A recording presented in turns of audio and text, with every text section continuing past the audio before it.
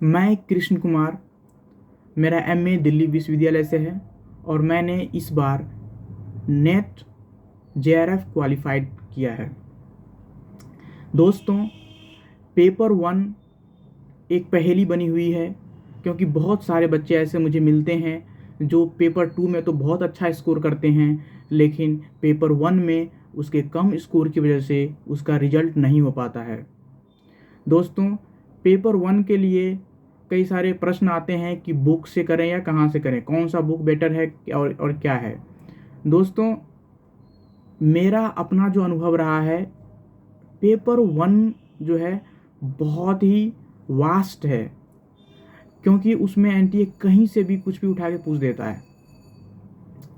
तो इसीलिए बुक आप पढ़ते रहेंगे और बुक में से आपको कुछ तो फ़ायदा होगा, बहुत कुछ फ़ायदा नहीं होगा। इसीलिए PYQ प्रीफर कीजिए। हर साल पेपर 1 के बहुत सारे सेट बनते हैं, उसमें से आप जितने भी सेट हो सके आपसे उसका प्रैक्टिस कीजिए। ऑलमोस्ट एक एग्ज़ाम में 32, 30, कभी 25 ऐसे इतने पेपर 1 के सेट बनते हैं।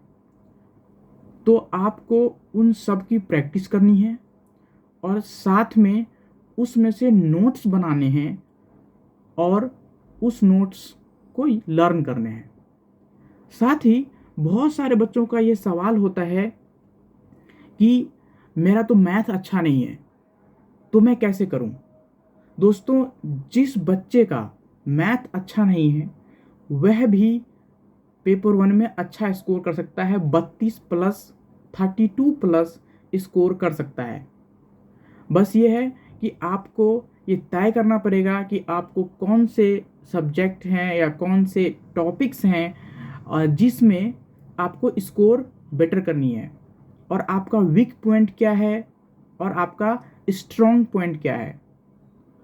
तो पेपर 1 में अगर आपके मैथ अच्छे नहीं हैं तो बाकी जो डीआई है, डीआई जो 5 नंबर का आता है उसको आप थोड़ा सा इग्नोर कर सकते हैं, और बाकी जो यहाँ पे 45 नंबर आपके पास है इसमें आप ज़्यादा अच्छे से पढ़ सकते हैं उसको और उसमें अच्छा स्कोर कर सकते हैं। मैं खुद डीआई को मैं भगवान भरोसे छोड़ दिया, क्योंकि एक तो आप उसमें अगर आपका मैथ बहुत अच्छा नहीं है, एवरेज है, तब भी क्या होता है कि मैथ आप जैसे अभी तो आप कर लोगे, प्रैक्टिस कर रहे हो अभी घर पे आप कर उसको आप सॉल्व कर लोगे, लेकिन एग्ज़ाम में क्या होता है, एग्ज़ाम का प्रेशर होता है, बहुत सारे क्वेश्चन अटेम्प्ट करने होते हैं और उसमें इतना फास्ट कैलकुलेशन नहीं हो पाता है डीआई में, और इस वजह से कई सारे क्वेश्चन कई बच्चों के छूट जाते हैं या नहीं हो पाते हैं ठीक से। तो इसीलिए डीआई को तुक्का के भरोसे रखिए, ठीक है, कि अगर तुक्का मार दोगे तो 2-1 ऐसे भी ठीक हो ही जाते हैं। तो अगर आपका मैथ कमज़ोर है तो डीआई को साइड कीजिए, बाकी 45 पे पूरा फोकस कीजिए, तैयारी कीजिए, और जितना PYQ है वो आप अगर 1 साल का हो, 2 साल का हो या 3 साल का हो, उसके जितने सेट बनते हैं उस सभी सेट का प्रैक्टिस कीजिए और उसमें से नोट्स बनाइए। साथ ही दोस्तों, एग्ज़ाम हॉल में कैसे मैनेजमेंट करें, क्योंकि मुझे ऐसा लगता है कि एग्ज़ाम हॉल मैनेजमेंट जो होता है कि कौन सा क्वेश्चन पहले करना चाहिए, कौन सा क्वेश्चन बाद में करना चाहिए, ये भी बहुत महत्वपूर्ण है आपके स्कोर को और अच्छा करने के लिए। क्योंकि एग्ज़ाम हॉल में क्या होता है कि अगर आपने कोई क्वेश्चंस जो आपको नहीं आता है और आपने उस पर टाइम वेस्ट कर दिया, तो समझ लीजिए कि आपका टाइम बर्बाद हुआ और उसके चक्कर में दूसरे क्वेश्चंस इफेक्टेड होंगे, वो गलत होंगे। इसीलिए जिस चीज़ पे आपका कमांड नहीं है उस चीज़ को साइड कीजिए, और जब आप क्वेश्चन पढ़ते हैं आपको एकाएक क्लिक नहीं हो रहा है दिमाग में इसका आंसर क्या है, उसको छोड़ दीजिए बाद के लिए और आगे बढ़ जाइए। और ये जो मैं आपको बता रहा हूँ ये मेरा खुद का एक्सपीरियंस है। जब मैंने फर्स्ट टाइम एग्ज़ाम दिया था तो मेरा भी टाइम मैनेजमेंट में दिक्कत हुई थी, और इसको मैंने फिर सॉल्व किया अपने आप, और ये आपको अपने आप करना पड़ेगा कि कैसे कर सकते हैं, ये आपको बार बार प्रैक्टिस करनी पड़ेगी इस चीज़ की।